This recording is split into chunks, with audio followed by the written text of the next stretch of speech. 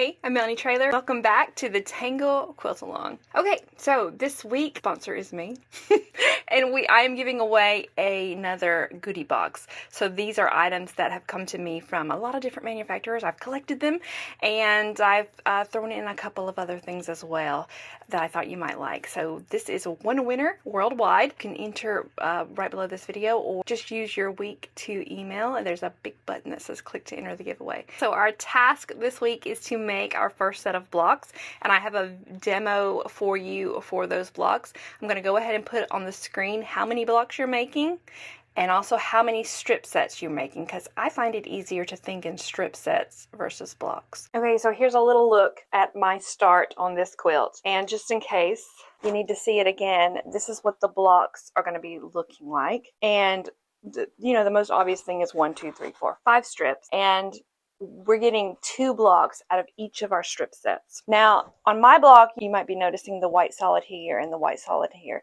And that's the way I'm going to go about making my quilt. I'm going to make every single strip set. I'm always going to put those white solids in the 2nd and 4th position. You do not have to follow this rule. You may be having a whole different plan. I'm sure you spent last week, coming up with your plan and cutting your fabrics. Maybe you're disregarding any kind of intentional placement and you're putting anything anywhere, and that is good. So that's what I did with my original quilt. So on with the demo. So we're going to lay out each of our strip sets. And I know I'm going to get questions about how do you know what to lay out where if you're not doing any kind of intentional with the white solids like I am. Then I would just kind of use a contrast. You would not put two darks of a very similar color right beside each other, unless you're using darks everywhere. But I would kind of put contrasting colors or contrasting as vibrancy goes. Like if I sewed these 2 pieces together, I can tell those are 2 different fabrics. Whereas if I sewed, well, I'm actually not seeing anything, but if I was sewing a very pale pink next to another very pale pink, that could get lost. Now, there's going to be some situations where that is exactly what you might want to do. Like if you're having a very low volume and you're just sewing low volumes to low volumes, then, there are exceptions to every rule is what I'm getting at. So just kind of lay these out, your 5 strips. Lay them out how you plan on sewing them together, just like that. And then we can put these other ones away. All right, so I've got my strips laid out. One other thing before we actually get started I want to show you is when you're laying them out, one side has got a cut edge and the other side has that selvage. Lay them out where all the selvage is in one place and all the cut edge is on the other place. So like my cut edge is up here and then my selvages are all, hanging off this table here. When you sew them together, you want to have those things together, all cut edges together, all selvages together. And we're actually going to start sewing and cutting. That's our beginning at that cut edge, because selvages are all different widths. So this is at the end of our strip set, it's going to look a little wacky, but at the top edge, they should all be perfectly placed together. So let's work through that now.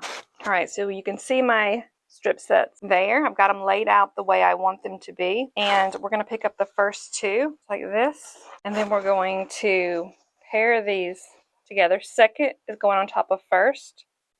Put them together like this. Right sides together.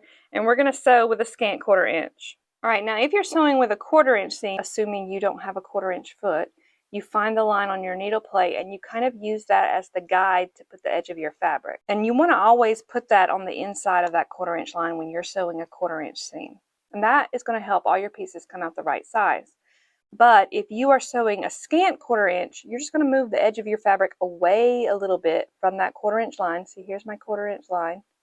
I'm just going to move it away. I got this little bit of gap right here from the edge of my fabric to that 1/4 inch line. And it's probably like, 1/16 of an inch. So we're talking teeny tiny amount of space, but there is space so that these won't come out, a 1/4 inch, they'll come out a scant 1/4 inch. So that's what we're doing. All right, and then we're just going to start sewing, and we're looking at the edge of our fabric and making it keep in the same place. And for me, that's going to be right here, just a smidgen away from that 1/4 inch line.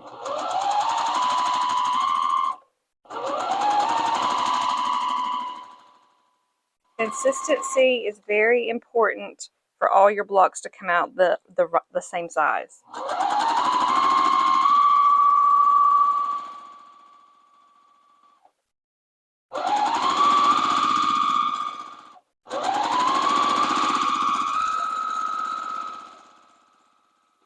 All right, then we're going to grab the third and fourth strip in our set. So here's 3 and 4. Put 4 on top of 3, right sides together. And then we will sew these. And I'm watching the edge of my fabric and keeping it in the place that is a scant 1/4 inch from where my needle is falling.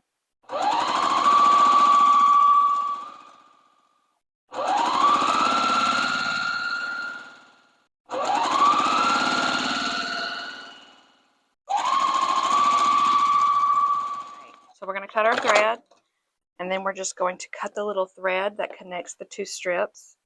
And we're going to put the second one that we sewn, right here in its place, and then we'll put the first one there. So we're going to get everything back in order. And then we're going to sew those 2 sets together. So 1 and 2 is getting sewn to 3, 4. All right. And we're going to, we're making sure that we're at those cut edges. We're not at the selvages. The selvages are down at the bottom of the strips. Put the edges together. And then we'll sew again with that scant 1/4 inch seam. And my eyes aren't watching that needle. It's watching, the edge of the fabric. So watch the edge of your fabric and make sure it's keeping in the exact place where it's supposed to be. Now, if you have a 1/4 inch foot, you just move it to the inner part of that foot. If you are using a tape, you would just put it, just a little bit away from the 1/4 inch line. We're all on different machines, so it kind of looks a little bit different for everybody who's doing it, but it's important to know when you're sewing that you are sewing a 1/4 inch or you are sewing a scant 1/4 inch.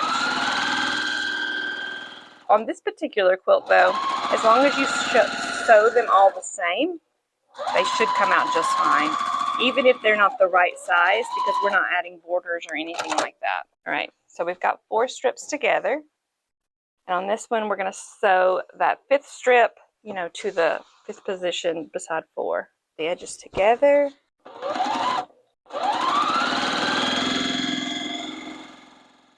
And watching, making sure that the edges of my fabric are falling at just the right place to give me that scant 1/4 inch seam. And if you are somebody who loves to pin and you want to pin these, that's fine. You can pin them.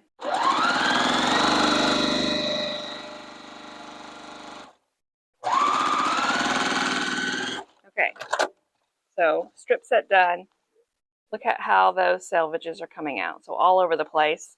But my cut edges, look like that. All right, so let's check the 1/4 inch seam before we go further. Front, back, seam, right? And you're measuring from the edge of your fabric to your stitch line or vice versa. All right, and you can see the 1/4 inch of my ruler, and it is just falling to the inside of that. Here is the 1/4 inch line of the ruler, and then my stitch line is, I want to say, probably like a 1/16 inch inside of it. So that is what you're wanting these to look like. Let's go get this pressed. In this particular quilt, it is designed where you don't actually have to match any seams as far as sewing the blocks together, except for the single seam when they're sewn together. So it's really, really painless this time around. What we're going to do is we're just going to press these in any direction you want to, but I'm just going to press them up. All right. And before I start pressing them, I do want to set all of my seams. I don't know if you can see it in the camera, but I can see it right here. And anytime I sew something, sometimes my needle tension is just a smidgen off and it wrinkles the fabric. When that happens, I don't get as good a cut if I don't set my seam first. So I want to set my seam, and that just means just this right here. Not incredibly time consuming, not difficult, well worth it, I promise you, when you go to cut these, so that you don't have those tiny errors. So there's that seam, and then I'm just going to press it, this way. So I want to make sure I do it with my fingers first, because that again will keep you from warping any of your strip sets. Fingers first, smooth that seam that way, and then here we go with our pressing. And then I'm not, doing this. I'm up and down. Even if sometimes it doesn't look like it in the videos, I'm always going up and down. Pull this back, and now we're going to get this seam here. We're going to set it first, just like this. Pull it back, and then push that seam this way, away from me. If you prefer to open your seams, you can open your seams. It's not going to matter whatsoever. So please do your seams any way that makes you, feel the best about them or works best for you. Just going to do that to each one of these seams. And this block has a lot of seams, so that is why we went with that 1/4 inch seam.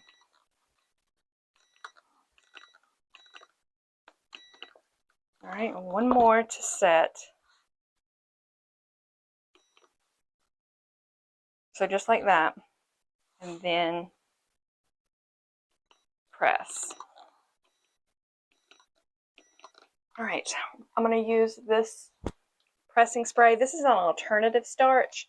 This is Best Press inside of it, and I've got this cool little misting bottle, and I like it particularly for quilting because it kind of just gives everything a little gentle mist. I don't get those globby spots of water with this bottle, so that's why I like it so much. Once you get it sprayed with the pressing spray, we're just going to press again. All right, let's go ahead and give this a measure. So you know how big this is supposed to be. You know what it's supposed to measure. It's in the pattern if you don't. So I'm just going to measure it and make sure it comes out right, and it is coming out exactly right. When I sew this with a whole 1/4 inch seam, it's always like a 1/4 inch short, and I don't know exactly what is going on. Sew and press these together, but for some reason, if it has a lot of seams, this kind of thing is prone to happening. Sometimes it's nice just to make a test block just to double check and then go through all your blocks, more quicker once you know exactly how things are measuring up. So the first time I sewed these together, I did not use that scant 1/4 inch seam, and I got a block that was a 1/4 short. Let's get this cut into blocks now. All right, if you are somebody who cuts in the opposite direction as me, you might want to flip this around this way, but I like to cut this way to this way. What I want to do is I want to put this edge of my fabric on one of my horizontal lines of my mat, right? So I get that straight. And then I also want to make sure that this edge of my patchwork strip set is on across on one of the vertical lines that I'm going to cut on. So right there. Before I actually start cutting, I want to make sure that I have enough space in this strip set to get the 2 blocks I need, because I've got a little wiggle room where I can, move this down a little bit if I need to. So I need to find out exactly how much little wiggle room I actually have on this before I start cutting. So I'm going to measure out my blocks and make sure that, my selvage is following where I'm going to cut. So that works out for me, but you may end up with a piece of fabric from certain manufacturers that are a little bit shorter than all the others. And if that's the case, you may not have as much wiggle room as I do on my strip sets. So just kind of check. You can move this down just a little bit if you need to. And if you end up with a little bit of selvage inside of your patchwork, it's not ideal, but if it's less than a 1/4 inch, it's going to get hidden in the seams anyway. If it's more than a 1/4 inch, you may need to make another strip set just to get enough blocks. So just kind of keep that in mind. Once you know you've got it, we're going to put our ruler on the line I'm going to cut on, and just like last week, we're lining up the lines of our ruler with the lines of our mat, and we're looking 1 inch away from that edge, right? So here's where I'm going to cut, and here's where my eyes are looking, and this is where my eyes are lining up. Once it lines up on this side of the ruler and this side of the ruler, I put some weight down and cut myself that clean edge. And now I'm just going to cut my blocks. So measure it off. Get your ruler in the right place. And cut. And then we're going to cut that second block.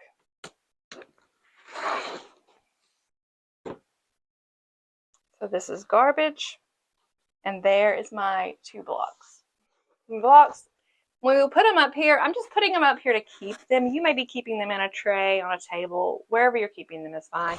I just like to keep them up here out of the way. I'll worry about their actual placement later. I'm just putting them up here out of the way. That is it for this week. Go ahead and finish making your blocks, and I hope you enjoy it. That was really, really painless, right? Sew strips together, cut blocks. I mean, it doesn't get easier than that. And the whole point of this pattern was to make it easier for you to use your stash up. So you have until Tuesday at noon to enter that giveaway. Good luck with that. I will see you next week when we make our second set.